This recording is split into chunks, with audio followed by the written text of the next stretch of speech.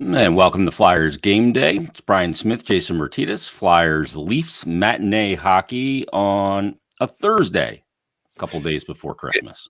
I have not known what day of the week it's been since roughly Thanksgiving, if not a few days before that. And this doesn't help. this is the strangest thing ever. But it harkens back a little bit to the American Hockey League days here when you'd have these afternoon games on a weekday because you had kids coming in and stuff like that. That's, I think, what's going on in Toronto today. So get this one out of the way early, I guess, right? Yeah, no doubt about it. Big game today, I think, for one player in particular for the Flyers. You know who it is? Morgan Frost. Bingo. Good job. That'd be my guess. Well, he's from the area. And the last time they played there this season, he was healthy scratched. He was. Yep. It's a big deal for him there. You mentioned it's his home area. His father was a PA announcer for the Maple Leafs for many years, and so he kind of grew up in the building. And he was able to go back there and all ready and raring to go, and then got scratched back then. But he's playing a lot better now. So I think you're right. This is going to be a spot where he tries to shine. Yeah, I think this is a big spot for him, and he's coming into this game tonight right now. In his last 5 games, played with 6 points. He's got 3 goals and 3 assists. Now, 4 of those came in one game, in all fairness, right? Yeah.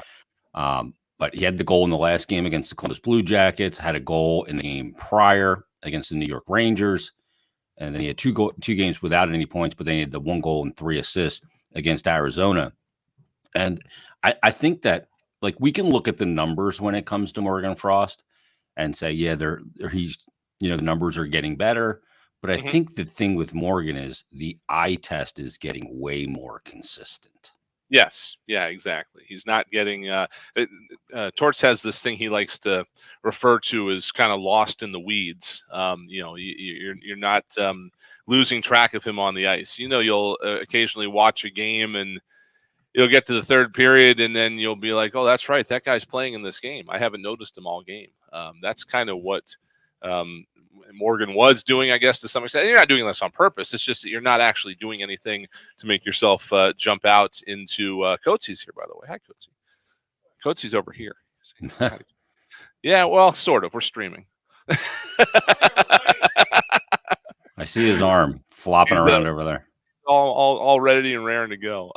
It's just a thing where you don't want to.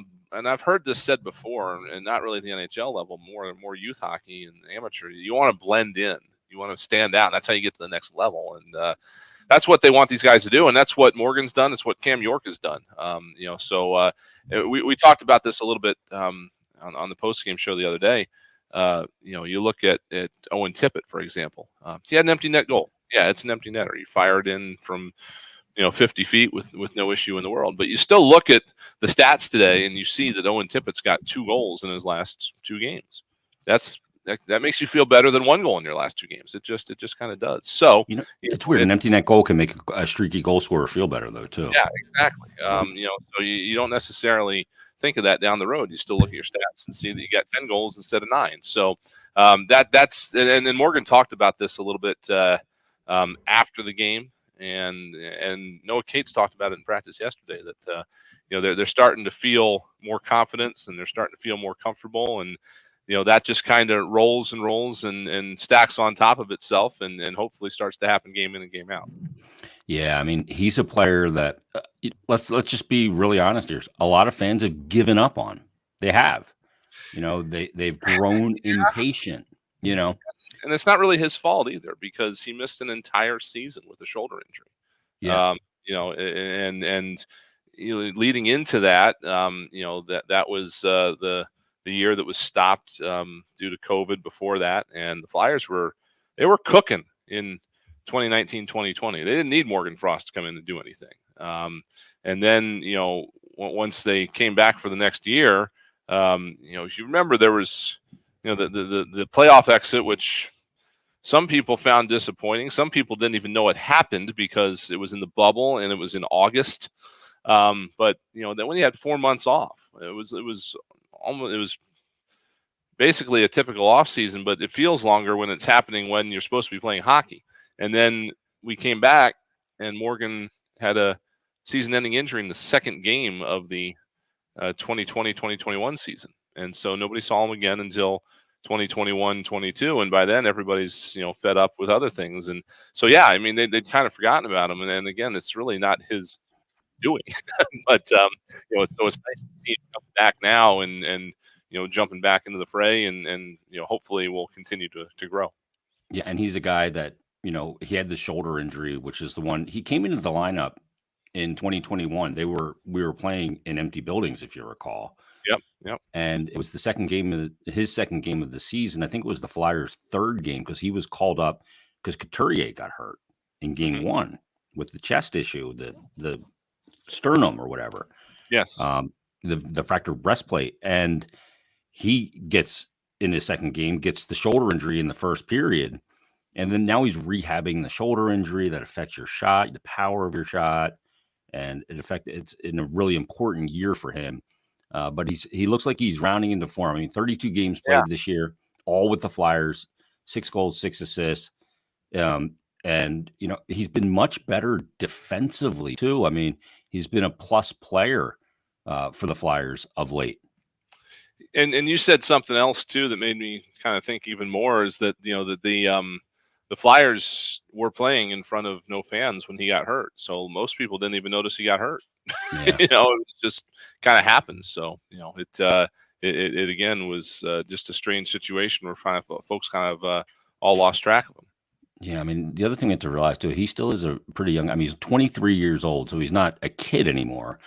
Sure. But some players, and due to circumstance, it does take a little bit longer. Apparently, we have some echo.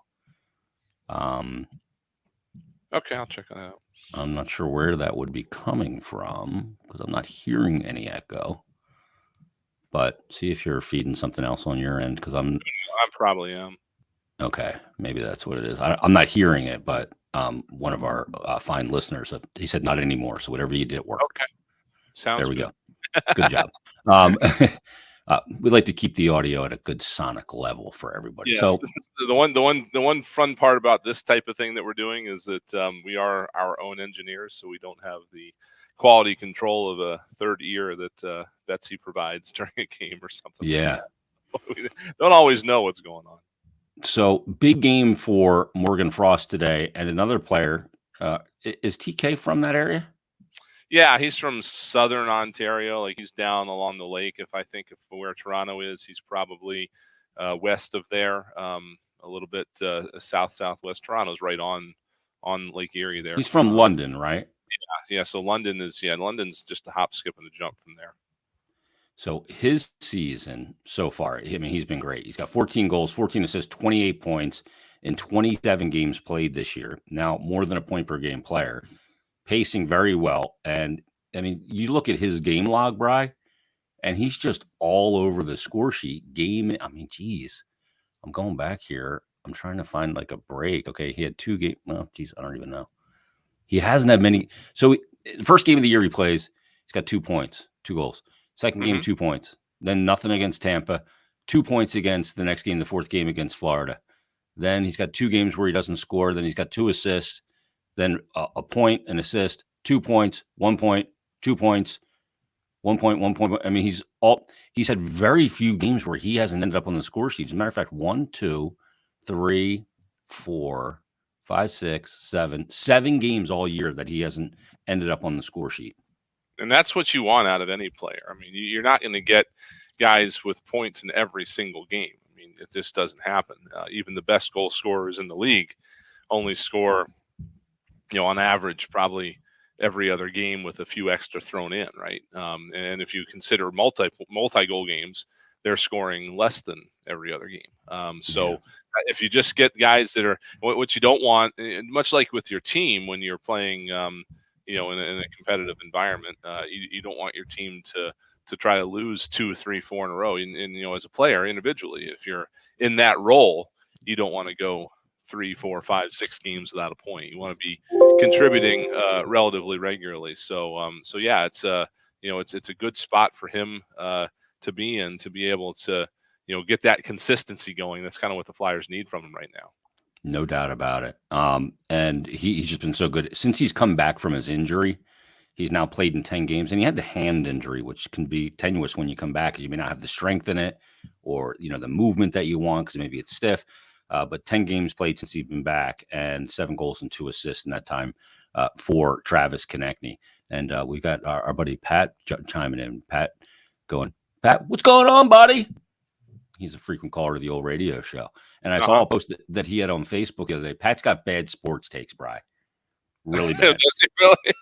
He saw Carter Hart give up a breakaway goal the other night and said, is this guy the most overrated athlete in Philadelphia? Blah, blah, blah. So I just messaged him on his Facebook on the, commented and just said, Pat, log off. Just log off. And his buddies were killing him a little bit, though. Yeah. Because certainly he's not an overrated player in this city. No, not at all. I am actually. We were having this discussion internally yesterday. Everybody's got to have one rep at the All-Star game, and you're kind of thinking, all right, well, is it going to be Carter or is it going to be TK for us? And in our mind, I think we would all put Carter there immediately. But that's kind of what I said was I don't know if his numbers are going to be good enough for people that don't watch the Flyers play every day. Just because of the way things are here right now. So he might miss out on it because of that. But if you can't appreciate Carter just with a quick check-in this year or just by taking a glance at the score sheets or whatever, or the highlights, stuff like that. You've got to really kind of watch game in, game out to fully appreciate what he's been able to do. Yeah, and I mean, you look in the Eastern Conference, the other goalies that he's competing with for an All-Star game. I mean, you have Ullmark in Boston, who's been unbelievable. He's got a 937. Even Samsonov in Toronto, we'll probably see today, 929. Then you got, you still have, what the guy's doing down in Carolina. I doubt he's going to make the All-Star team, but you still have Shesterkin, Sorokin. I mean, you've got a lot of competition. So I think the numbers would have to really belie that more than anything than just the situation for Carter. I mean, he's been very good, but Yep. It's a lot of times, it's that way. It's not that way very much in this league, but I've seen other leagues where, the top defenseman award that the league might have, it just automatically goes to the defenseman with the most points because that's the only way a lot of people can vote because they don't see everybody play on every given night. So I think they should have 2 awards. Yeah, they should have the NARS for the top offensive defenseman and a top defensive defenseman. Call it like the I don't know who's Nick a great Schultz. Nick Schultz, great defensive defenseman. I'm just thinking of guys. I actually the first thought in my head wasn't a great defensive defenseman, but guys like Nick Schultz that had 90 games and 1,100 career or 90 goals and 1,100 career games. Yeah, I mean, just not many, guys that don't score goals but are great defenders. Yeah, I'm sure there's one or two out there that I can't think of. Oh yeah, I mean, there's been. We can just call it the Brad Marsh. You could call it all sorts of things, right? Yeah, call it the Marshy. And we could, to me, it's an unfair playing field for that award for guys that, do the job really well that their position describes. Defend. Right, exactly. And that's the kind of defender like Justin Braun is, for example. He's not going to be flashy or anything like that, but he's going to be there normally game in and game out. At least 5 years ago when the Flyers got him, that's the way he was. Maybe a little bit. Has he been here that long? 5 years? It was 17 or 18. I can't remember which, but it was. Man, I'm trying to remember who we sent out to San Jose for him. He wasn't a free agent signing. I didn't think he was, but maybe he was. I might be confusing my people here in my head, but I might be confusing him with like Tyler Pitlick or something like that. I don't know, but it's been it was definitely the trade with Dallas. Yeah, it was definitely Ryan Hartman before the lockout. Before COVID. Before everything stopped and everything like that. It was. He came in 19 or 18. Yeah. Excuse me. In 1920, he came that year too. Summer 19, right? Yeah, something like that. Yeah. I know it was Chuck that brought him in. So Chuck came in December of 18. Yeah, these last 4 years or so, it's just been a complete total blur. Yeah, I can't believe he's even been here that long. That's crazy to even think after all those years in San Jose. Played a lot of games. He's at 822 right now, Justin Braun. And is he in the lineup today or is he out of the lineup today? You know what? Let me look here. We did hear from Torts, but we didn't hear that part of it because we were on the phone with him. Actually, we had a conference call thing up. He is in, so it's Sealer that's out tonight. Okay, so Sealer's out today. And we'll join our radio audience. We'll get the full roster and lineup today. Before we get to that, though, Carter's going to go today in this game against Austin Matthews, John Tavares, who had a hat trick in that last game, Mitch Marner, William Nylander, a lot of offensive weapons. But not making the trip was Felix Sandstrom because he was ill. He was not feeling well. Maybe just come down with some sort. Yeah, exactly.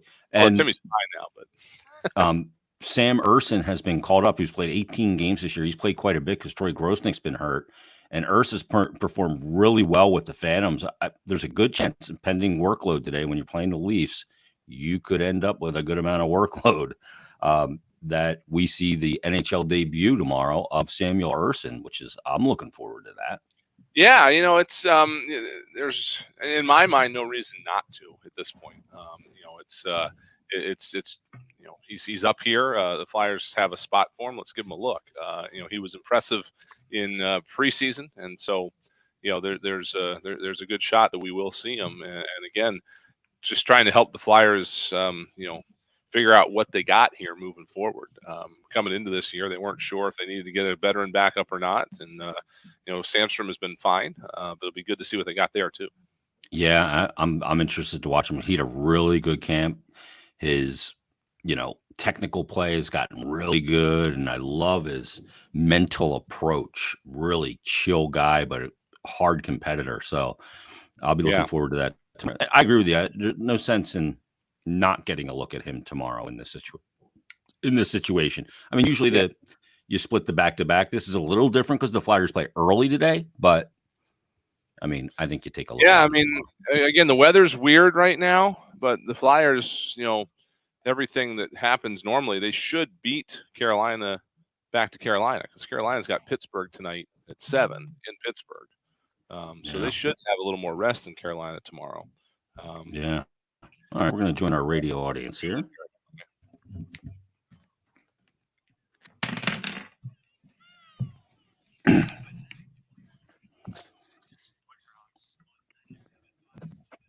It is Jason Martinez, Brian Smith. The Flyers game day brought to you by Betway as the Flyers get set for rare weekday matinee hockey in Toronto against the Maple Leafs, a team that's been playing pretty well. Matter of fact, Brian, the Leafs are the only team in the NHL, at least when I checked just a couple of days ago, that had more man games lost than the Flyers.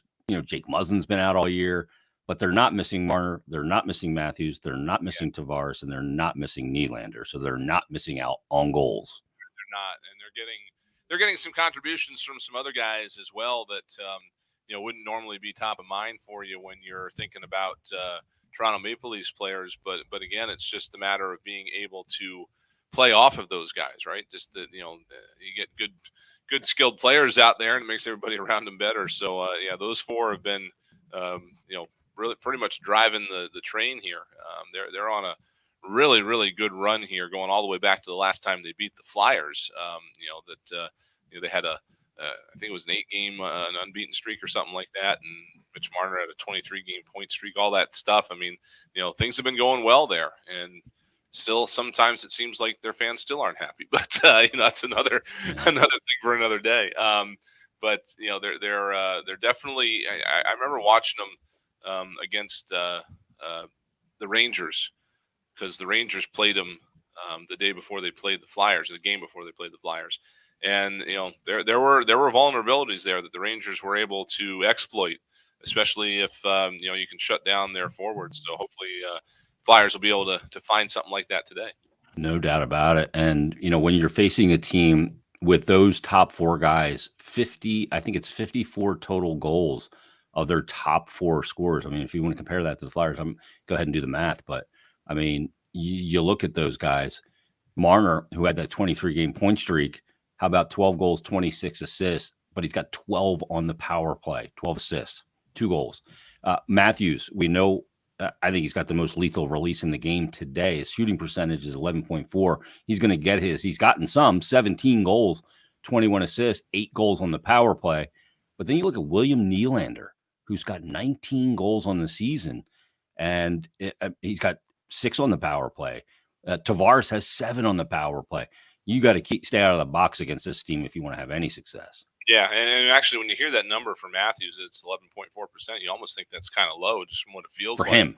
But, he takes, he's got 149 shots on the year coming in the game. He's third in the league. He's never met a shot that he won't take. So, you throw that much at the net, that kind of percentage is going to come along. And when you take that many shots and you get it up to where he typically is, in a given season, I mean, that's when it just becomes, pretty lethal. Like last year, he was not only leading the league in shots, but he had a 17.2 shooting percentage when he had that 60-goal season last year. So that's the kind of guy that, certainly any NHL team would love to have, but especially here in Philadelphia, that's the kind of scoring that they're looking for as they get ready to kind of build this team up here over the next couple of years. Yeah, and the thing about Matthews that makes him so lethal as a shooter is the ability to just change his release. He does so many like almost voodoo magical things with his release, and there no 2 releases are the same, but the only thing that is the same is the accuracy and the power that he gets from wherever he releases it. It's an incredible shot. It takes a certain kind of muscle memory to be able to use that kind of power and still get it in that sort of place every time where the goalie can't get to it, hit those corners, hit whatever. So it's a special combination of skills that he has. No question. Yeah, and he'll be a guy that when he jumps over the boards, you have to account for him. And Mitch Marner playing very well for them. Another guy that at any point in the ice can really take the puck end to end with his skating ability and be a factor as well, including when they're on the PK. I mean, I think they coined the phrase last year, power kill. But the Flyers do have 2 shorthanded goals over their last 3 games, and that's been a big factor as well. Lawton gets the one against, I guess, the Rangers, and then Travis Konechny gets the one in the last game against Columbus. Yeah, and those 2 guys, too, are Lawton's been a penalty killer for a long time, obviously. Konechny has not. We've discussed this, that, Tortorella came here and was rather amazed to learn that he had not killed penalties before. But one of the reasons he likes him in that spot so much is that he really likes the way he anticipates the play. Lawton has always been somebody to do that as well. He's got a special gift for anticipating where the puck is going on the in shorthanded situations. And so when you got 2 guys doing that, you got Konechny not only reading the puck, but also playing off of Lawton. I mean, that's what led to that goal the other night. Lawton gets a stick in the lane, and Konechny, recognizes the potential for it to, skip from the angle that Lawton was standing at, for it to skip out ahead of him where he can skate onto it. And that's how that worked out. So those 2 guys out there together, it gives the Flyers perhaps maybe a little bit of a surprising offensive advantage on a penalty kill that maybe even they didn't know they had it. Yeah, and you look at it, and Kevin Hayes was a guy that was a penalty killer before, hasn't really been killing as much this year, but that would also be good at getting those sticks in the lanes, and he'll be back in the lineup today. So let's get to the combinations for the Flyers Leafs game today. Frost, JVR, Tippett, that stays together. Cates, Farabee, Konechny, that stays together. Lawton, Hayes, and Allison, this may be the first game that we have 3 lines that all stay together. Yeah. And then Brown centering Delarier and McEwen. And then your D pairings, Provorov and Ristolainen, Sanheim and D'Angelo, York and Braun. York, once again, playing with Braun, who's a right side defender, will play on the left side. Those 2 played together in the last game against Columbus. And when you're dealing with a guy like Johnny Gaudreau with all that speed, you got to really mind your gaps. You're going to have to do the same thing against this team with Toronto, because they can fly up and down the ice as well. So the D and gapping and not overplaying these guys, that's where you'll get in trouble against the Leafs. Yep, absolutely. I mean, with the speed that they have and the skill that these guys bring, we were touching on it specifically with Torts before the Columbus game, that when you have Johnny Gaudreau out there, you've got to have one guy on him, and you can't have him panic and have another guy roll to him and leave somebody else open. Well, Toronto's got 4 or 5 Johnny Gaudreaus, so you've got to do that much more. You've got to be very responsible with who's got who's got what territory. If they do switch off, you got to make sure that you switch off cleanly, and you don't want 2 guys running into each other. You don't want 2 guys going after the same guy. So there's a lot of that's a bigger challenge with a team like this that has so many weapons. Yeah, and you got to communicate. You got to communicate against this team, and you don't want to give them those power play opportunities. You don't want to give them second chance opportunities by not getting the puck out of your zone. You got to be really diligent against them. They're playing well. I mean, this Toronto team is in the second spot in the Atlantic Division, 33 games played, 46 points. Yeah, they've played 2 more than Boston, but they're 6 points back. I mean, Boston's been unbelievable this year. They're 7-2-1 in their last 10, plus 28 in goal differential. They beat the Lightning the other night to end their winning streak, and they're a team at home that is 12-2-3. Not an easy place to play. Yeah, I mean, it's just and again, your only hope is that you're catching them at the right time. During that run that they had recently, that was not the time to catch them. The Rangers were able to get there, calm them down. So again, you're hoping that maybe obviously they're coming off of a big win over Tampa, but 2 losses before that. So you're hoping to catch a little bit of that. You're also, again, with this team, hoping to maybe catch them with 1 foot on the plane, because this is their last game before the break. They take off after this is over, and they've got weather on their mind. I mean, it's going to be nasty in Toronto tonight and tomorrow. So you just hope that maybe they're a little bit distracted, and you can perhaps take advantage of that. Yeah, certainly an opportunity for the Flyers, who have 1 more tomorrow against Carolina, and then they'll head to the Christmas break, only to return on the 29th, a week from today. But stay tuned. Tim Saunders, Steve Coates, they've got the countdown to face-off and all the first period action between the Flyers and the Maple Leafs. You've been listening to Flyers Game Day, brought to you by Betway on the Flyers Broadcast Network.